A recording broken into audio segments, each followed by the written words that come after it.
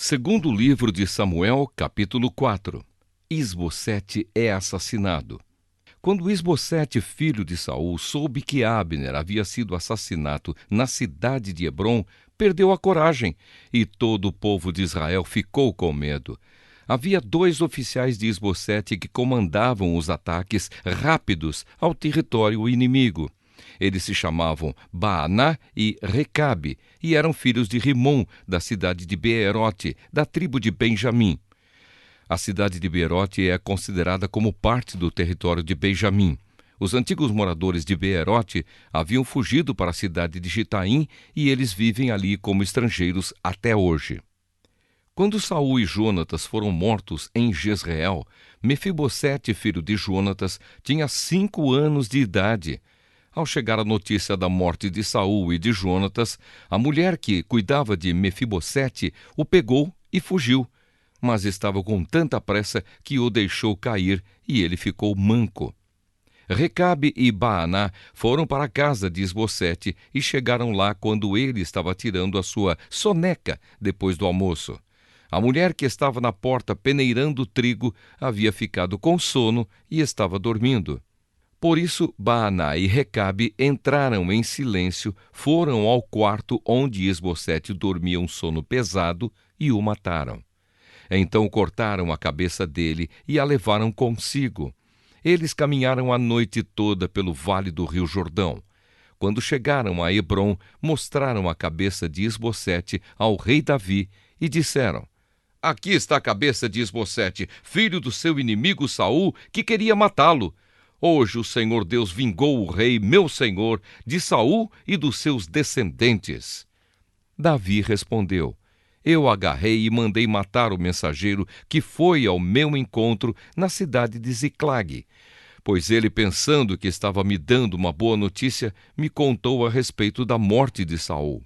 Agora juro pelo Senhor, o Deus vivo, que me salvou de todos os perigos, que eu castigarei muito mais os homens traiçoeiros que mataram um inocente que estava dormindo na sua própria casa. Agora vou me vingar de vocês por terem matado Isbosete e vou varrer vocês da face da terra." Então Davi deu ordem e os seus soldados mataram Recabe e Baaná. Depois cortaram as mãos e os pés deles e penduraram perto da represa de Hebrom. E pegaram a cabeça de Isbosete e sepultaram no túmulo de Abner, em Hebrom. Segundo livro de Samuel, capítulo 5. Davi é feito rei de Israel e de Judá. Então todas as tribos de Israel foram se encontrar com Davi em Hebrom e disseram: "Nós pertencemos ao mesmo povo que você, ó rei. No passado, quando Saul era o nosso rei, você comandou o povo de Israel na batalha, e o Senhor Deus lhe disse que você seria comandante e governador do povo dele. Assim, todos os líderes de Israel foram se encontrar com Davi em Hebrom. Davi fez um acordo sagrado com eles, e eles o ungiram rei de Israel. Ele tinha 30 anos de idade quando se tornou rei e reinou 40 anos. Governou Judá em Hebrom 7 anos e meio e governou Israel e Judá em Jerusalém 33 anos. O rei Davi e os seus soldados foram atacar Jerusalém. Os jebuseus, que eram os moradores da cidade, pensaram que ele não seria capaz de conquistá-la e por isso disseram: "Você nunca entrará aqui. Para fazer você ficar do lado de fora, bastam os cegos e os aleijados." Mas Davi tomou a fortaleza de Sião, e ela passou a ser chamada de Cidade de Davi. A coisa aconteceu assim. Naquele dia, Davi disse aos seus soldados: "Se alguém quiser matar os jebuseus, aqueles pobres cegos e aleijados que eu tanto odeio, é então que suba pelo túnel da água e os ataque." É por isso que se diz: os cegos e os aleijados não podem entrar na casa de Deus. Davi ficou morando na fortaleza e a chamou de Cidade de Davi. Em volta, ele construiu defesas que iam desde o aterro que ficava no lado leste da cidade até o palácio. E Davi ia ficando cada vez mais forte porque o Senhor, o Deus Todo-Poderoso, estava com ele. o rei Hirão, da cidade de Tiro, enviou embaixadores a Davi. Ele mandou toras de cedro e também carpinteiros e pedreiros, e eles construíram um palácio para Davi. E assim Davi entendeu que o Senhor o havia confirmado como rei de Israel, e que por amor ao seu povo estava fazendo o seu reino progredir. Depois que saiu da cidade de Hebrom, Davi arranjou mais concubinas e esposas em Jerusalém, e com elas teve mais filhos e filhas. Os filhos de Davi, que nasceram em Jerusalém, foram Samua, Sobabe, Natã, Salomão, Ibar, Elissua, Nafeg, Jafia, Elisama, Eliadá e Elifelete. Davi derrota os filisteus. Quando os filisteus souberam que Davi tinha sido ungido como rei de Israel, o seu exército saiu para prendê-lo. Quando soube disso, Davi desceu para a fortaleza. Os filisteus chegaram ao Vale dos Gigantes e o ocuparam. Aí Davi perguntou a Deus, o Senhor: devo lutar contra os filisteus? Tu me darás a vitória? Vá, disse o Senhor, eu lhe darei a vitória.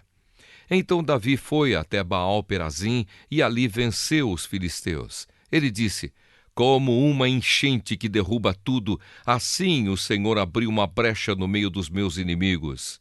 Por isso, aquele lugar é chamado de Baal-Perazim. Ali os filisteus abandonaram os seus ídolos, e Davi e os seus soldados os levaram embora. Então os filisteus voltaram para o Vale dos Gigantes e o ocuparam. Mais uma vez Davi consultou o Senhor e ele respondeu: não os ataque daqui. Dê a volta, vá até as amoreiras e ataque por trás. Quando você ouvir o barulho de marcha por cima das amoreiras, fique pronto para atacar, porque isso quer dizer que eu estou indo na sua frente para derrotar o exército dos filisteus. Davi fez o que o Senhor havia mandado e obrigou os filisteus a recuarem desde Geba até Gézer. Segundo livro de Samuel, capítulo 6. A Arca da Aliança é levada para Jerusalém. Mais uma vez Davi reuniu os melhores soldados de Israel, num total de 30.000 homens. Levou-os à cidade de Baalá, em Judá, para pegarem a Arca da Aliança, que tem o nome do Senhor Todo-Poderoso, que se assenta no seu trono entre os querubins. Colocaram a arca num carro de bois novo e a tiraram da casa de Abinadab, que ficava no monte. Uzá e Aiô, filhos de Abinadab, guiavam o carro que carregava a arca. Aiô caminhava na frente. Davi e todos os israelitas dançavam e cantavam com todas as suas forças em louvor a Deus, o Senhor. Eles tocavam harpas, liras, tambores, castanholas e pratos. Quando chegaram ao campo de descascar cereais que pertencia a Nacon, os bois tropeçaram. Então Uzá estendeu a mão e segurou a Arca da Aliança. O Senhor Deus ficou irado com Uzá por sua falta de respeito e o matou. E Uzá morreu ali, ao lado da arca. Davi ficou furioso porque o Senhor, na sua ira, havia castigado Uzá. Assim até hoje, aquele lugar é chamado de Pérez Uzá. Então Davi ficou com medo de Deus, o Senhor, e disse: E agora como é que poderei levar comigo a Arca da Aliança? Assim Davi resolveu não levar a arca para a sua cidade de Jerusalém. Em vez disso, ele mudou de direção e a levou para a casa de Obed-Edom, que era da cidade de Gate. A Arca da Aliança ficou ali 3 meses, e o Senhor abençoou Obed-Edom e a sua família. O rei Davi soube que, por causa da arca, o Senhor havia abençoado a família de Obed-Edom e tudo o que ele tinha. Então tirou a arca da casa de Obed-Edom e, com uma grande festa, a levou para a cidade de Davi. Depois que os homens que carregavam a arca deram 6 passos, Davi ofereceu a Deus em sacrifício um touro e um bezerro gordo. Davi, vestindo o manto sacerdotal de linho, dançou com todo o entusiasmo em louvor a Deus, o Senhor. E assim, ele e todos os israelitas levaram a Arca da Aliança para Jerusalém, com gritos de alegria e sons de trombetas. Quando a arca estava entrando na cidade, Mical, filha de Saul, olhou pela janela, viu o rei Davi pulando e dançando em louvor ao Senhor. Então sentiu por ele um profundo desprezo.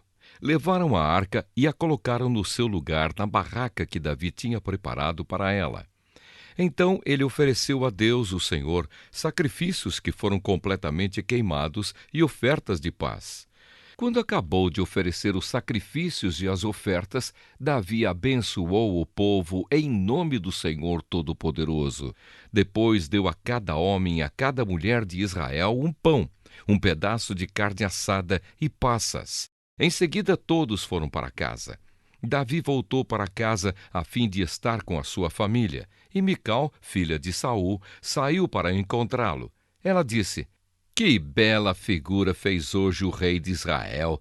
Parecia um sem vergonha, mostrando o corpo para as empregadas dos seus funcionários."